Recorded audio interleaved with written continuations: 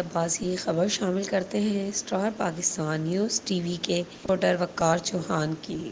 کرنگی میں بیوہ عورت کو آواز بلند کرنا مہنگا پڑ گیا، راشن کارڈ بلاک کرنے کی دھمکی۔ ذرائع کے مطابق کرنگی میں فلاحی تنظیم کی جانب سے غریبوں کو مفت راشن کی تقسیم کے معاملے پر من پسند لوگوں کو ترجیح دی جانے لگی۔ بیوہ خواتین اور یتیم بچے گھنٹوں لائن لگا کر راشن کے حصول کے لیے اپنا رجسٹریشن کارڈ تھامے کھڑے رہتے ہیں، مگر راشن صرف من پسند لوگوں کو ہی دیا جاتا ہے۔ تصویر میں ایک لڑکا جو راشن لینے کے لیے لائن میں کھڑا ہے، مگر اس کو گھنٹوں لائن میں لگنے کے باوجود بھی خاتون کا راشن نہیں دیا گیا۔ موجود لوگوں کا کہنا تھا فلاحی تنظیم کے ذمہ دار اس پر فوری ایکشن لیا جائے تاکہ کسی غریب کی حق تلفی نہ ہو سکے۔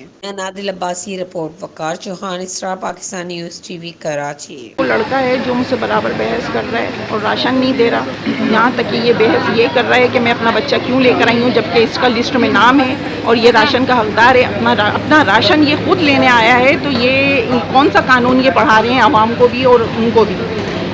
یہ قانون پڑھا رہے ہیں اور مسلسل مجھے 2 گھنٹے کھڑے ہوئے ہو گئے ہیں، مگر یہ لڑکا باضابطہ مجھ سے بحث کرنے میں لگا ہوا ہے۔